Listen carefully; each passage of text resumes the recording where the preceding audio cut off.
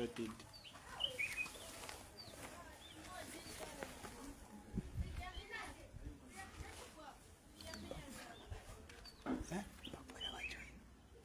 You can start, they will be joining.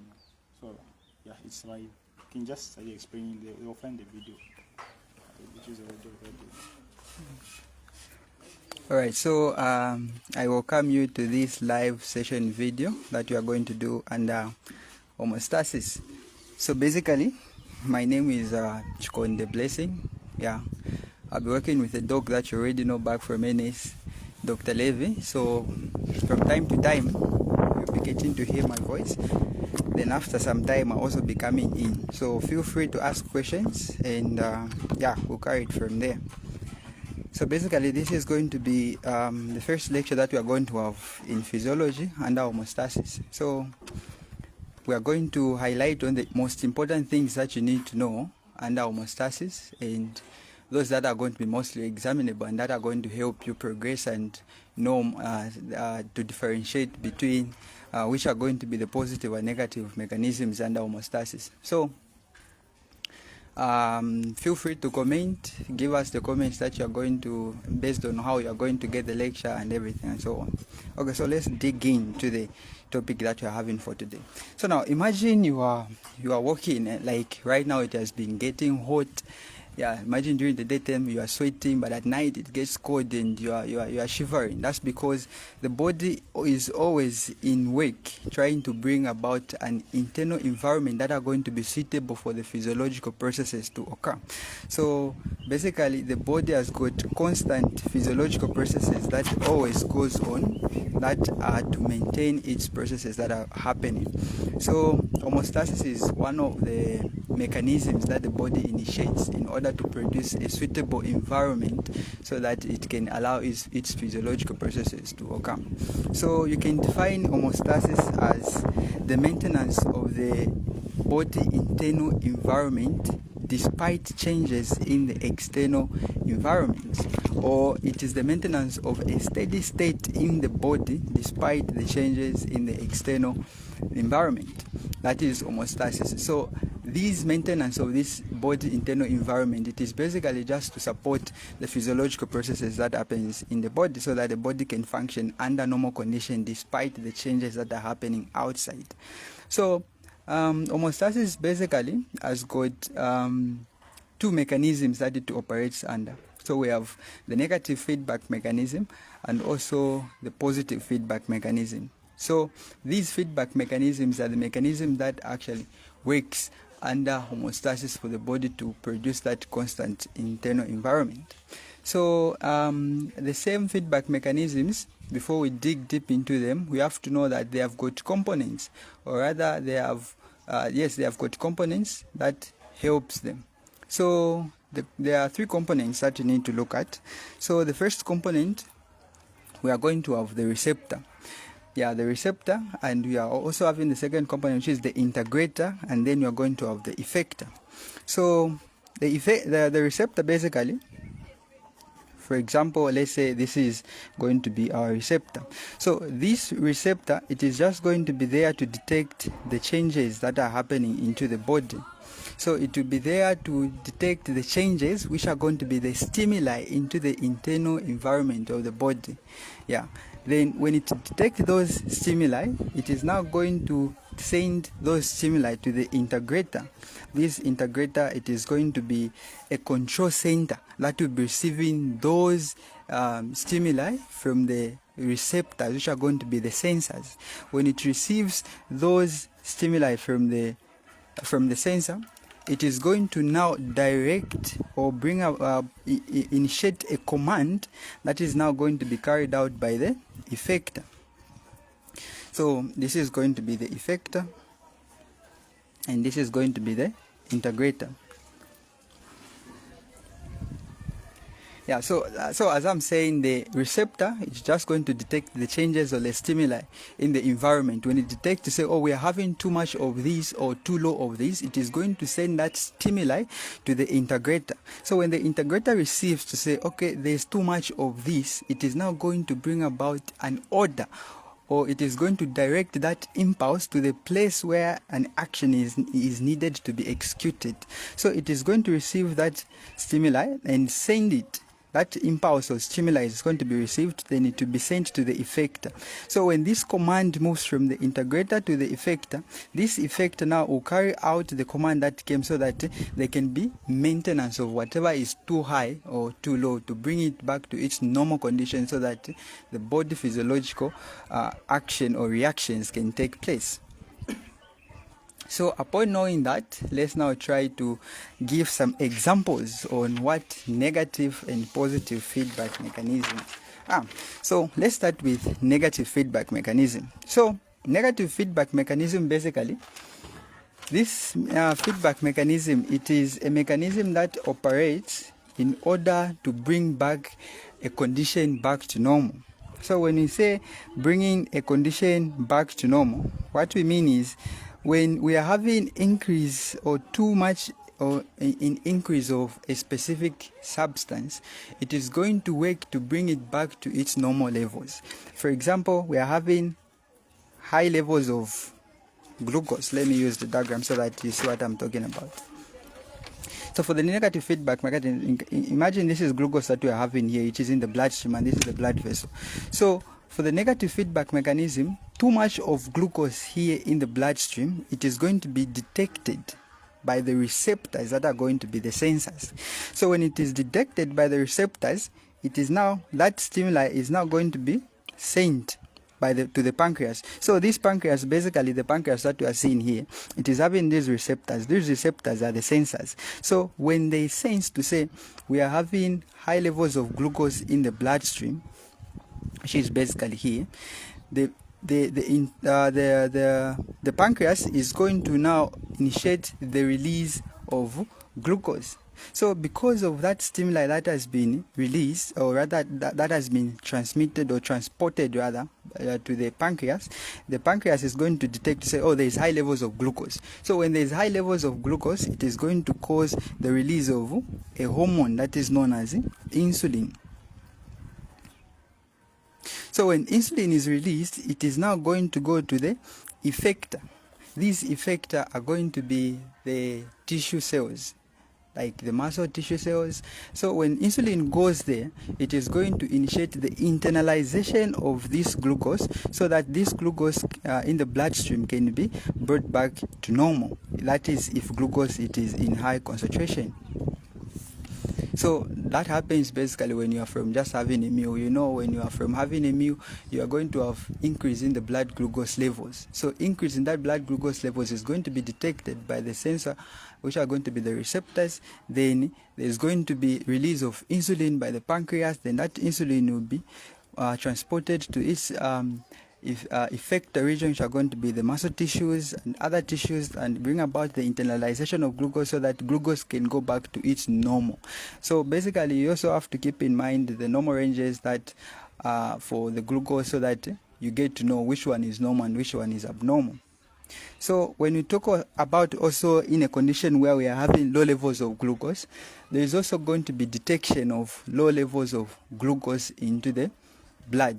So when there is low levels of glucose into the blood, there is going to be detection to say, oh, there is low levels of glucose in the blood by the pancreas. So when the pancreas detects that, it is going to initiate the release of glucagon. So this glucagon, it is going to be what we call the effector signal.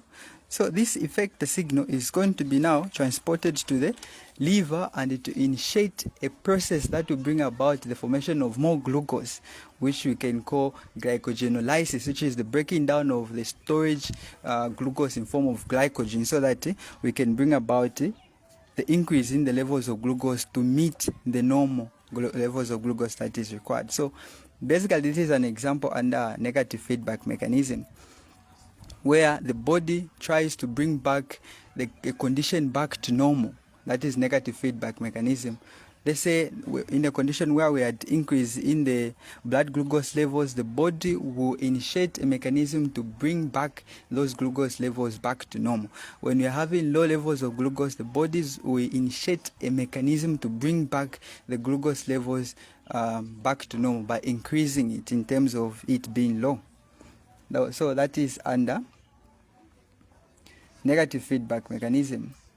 Then when we go to positive feedback mechanism, so basically the positive feedback mechanism, it operates in a different way from the negative feedback mechanism. So the positive feedback mechanism, basically this one, it is a control process in which the change triggers a response that is going to amplify the original change.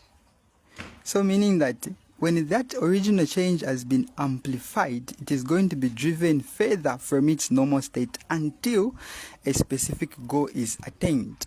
That is in a condition of a positive feedback mechanism. What I mean by that definition is that when you are having increase in a certain substance into the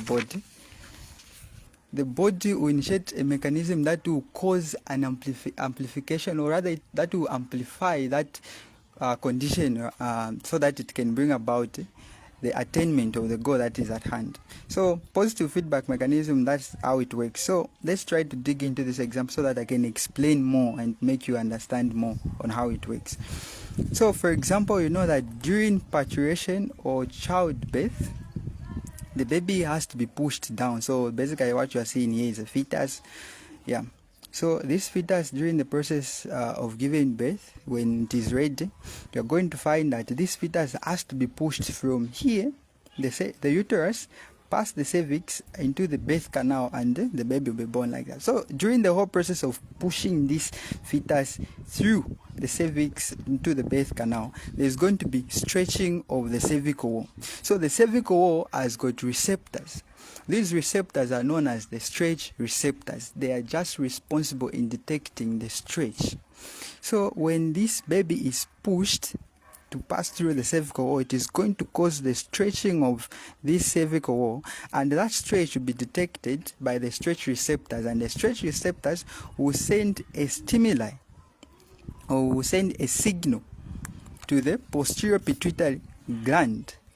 So when it is sent to the pituitary gland, so specifically the pituitary gland has got anterior and posterior, so this one will go straight to the posterior, and when it goes to the posterior there, it is going to cause the release of oxytocin, which is an hormone.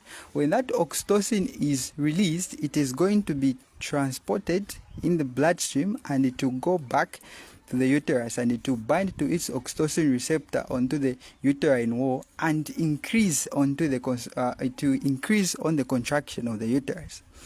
So it is more like the stretching, it is causing the release of oxytocin. So this oxytocin which is being released, it is again also increasing on the contraction of the uterus. So you are going to find that the positive will just cause on an increase in oxytocin release, so that it can also bring about more on harder and harder contraction of the uterus. So you're going to find that the stretching of the cervical wall will cause the transmission of the stimuli.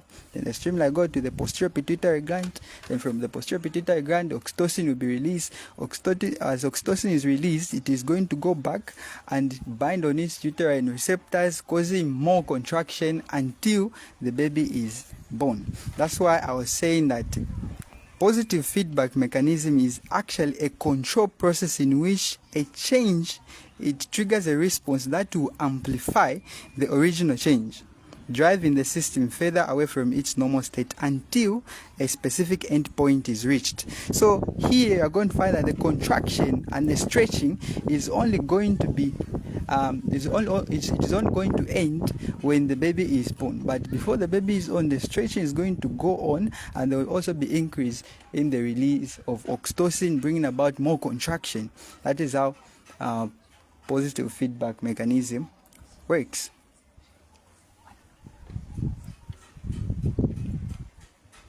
Yeah, so basically there are more examples that would like you to know more, but what you need to know and the concept that you need to grasp here is knowing and understanding what positive feedback mechanism is and what negative feedback mechanism is.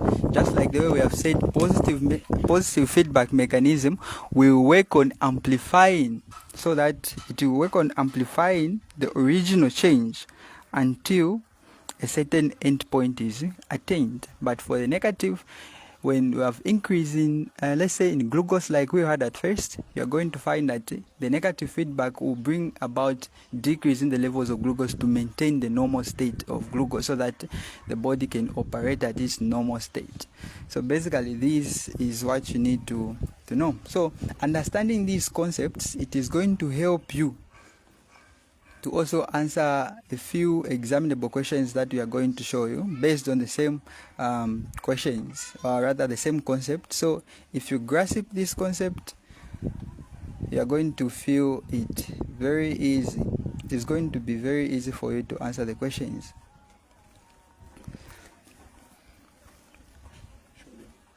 Okay, so basically what I'm having here, these are the questions. These are exam questions from short essay section, which is section B most of the times. So we are having these questions.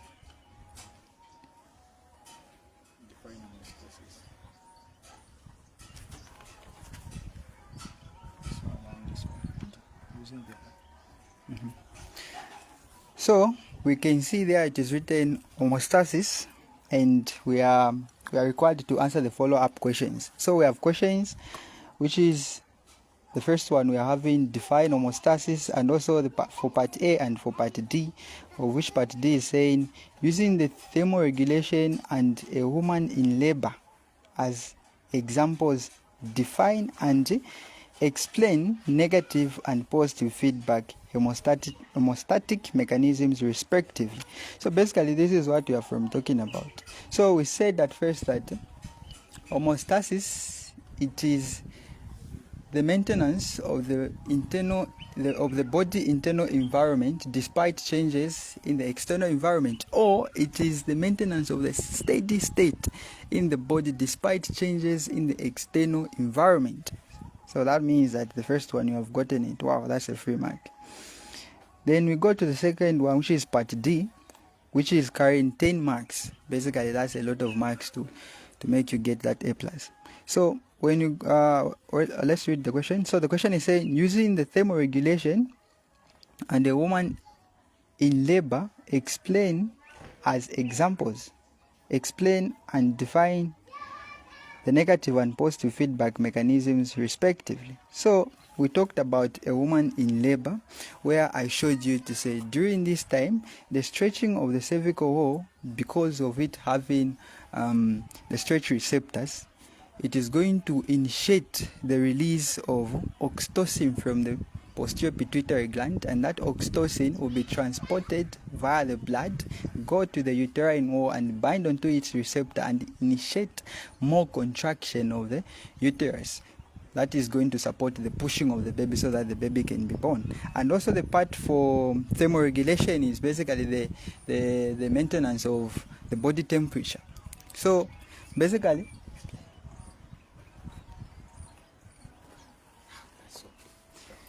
yeah, so this example, you're going to find it in the slide that you are going to share for you, and also the answer to the same questions, we'll share them so that you get to go through them and have the document. So the document for this particular part and more points that you are going to find in the PowerPoint, which will help you, give you, and you'll be able to go through them. Otherwise, this is the end of the lecture for today. Feel free to comment and also feel free to interact. Otherwise, this is it.